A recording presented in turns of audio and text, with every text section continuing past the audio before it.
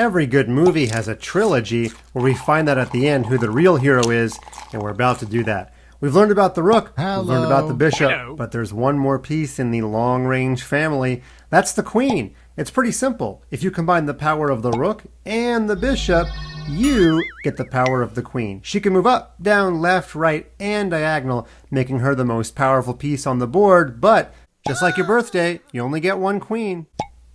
We've put the queen right in the middle of the chessboard, just like we did with the last two pieces, to show you she goes up, she goes down, she goes left, she goes right. But we're not done, because she's not a rook, she's a queen. She has the power of the bishop as well, and we just learned that the bishop can move along the diagonals of the chessboard, and if you were to count up all of these squares, well, you'd be here for a while, but if you did it correctly, you'd get to 27.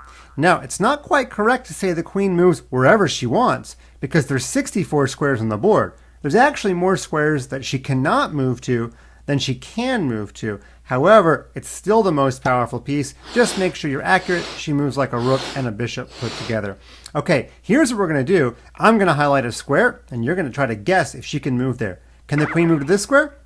Yes, indeed. That is along the diagonal. Okay, let's try another one. Can the queen move to this square? Actually, that's a no. If we move diagonal, moving like a bishop, we would stay on the light squares, and she can't move there. If she travels forward again, she is not able to move there. Let's try another one. How about over here on H2?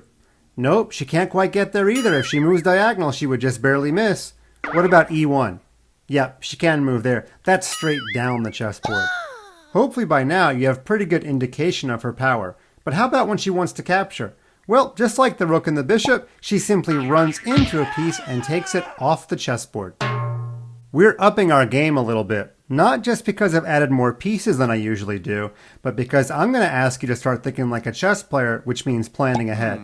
What if I told you there was a way for the white queen to capture all four black pieces one at a time without taking a break? Well, you'd have to do a little bit of planning. So what I want you to do here is pause your video and try to figure out what is the correct order for the white queen to capture four black pieces in 4 straight turns without black getting to move. If you're back, that must mean you've solved it. The critical decision was the first move. If the queen comes over and captures this rook on the square C4, the question is which piece to capture next? Well, let's go ahead and take a look at it. If we capture this rook, we could move down to capture the bishop, but that would be the end of the sequence. You could instead capture this bishop and then capture the rook, but then would you really be in a position to capture the final bishop? I don't think so. Capture, capture. We're on the B file, the bishop's on the C file. That would be a miss. Let's go back to the beginning and see what we should have done. Instead, the correct way to capture was to capture the rook on the square B7. Then on the next turn, we come across and capture the bishop. Then we move diagonal, and on our final turn, we're on the C file. We're able to capture the black bishop. Now, of course, you don't usually get to move 4 times in a row. We're just having some fun, but I think we saw pretty clearly how the queen was able to capture. And here we see the white queen not being able to capture anything because her rooks are in the way. Now let's get back to a real game where we would alternate moves. If our queen wants to capture the bishop, obviously our rook's in the way and the queen has not acquired any special powers. She can't jump over things. But if we move our rook out of the way, let's just say we move our rook backward, what would happen before we capture the black bishop? Well, it'd be black's turn, and black would capture us. It would be a tragedy to lose our queen, even if we got a bishop in return.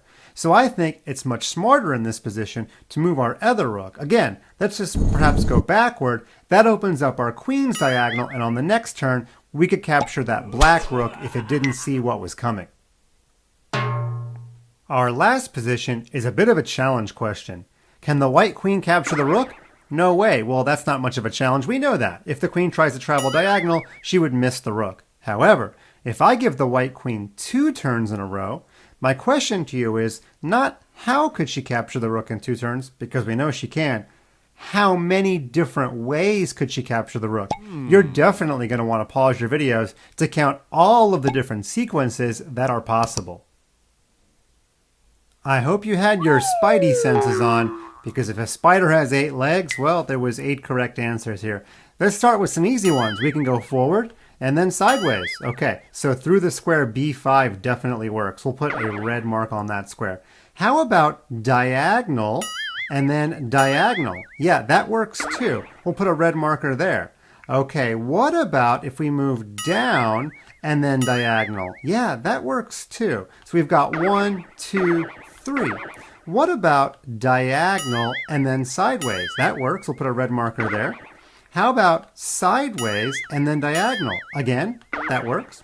How about diagonal to this square and then down? Yeah, that works too. It's getting a little complicated, but these are the ones we've done so far. Okay, well, which ones have we missed?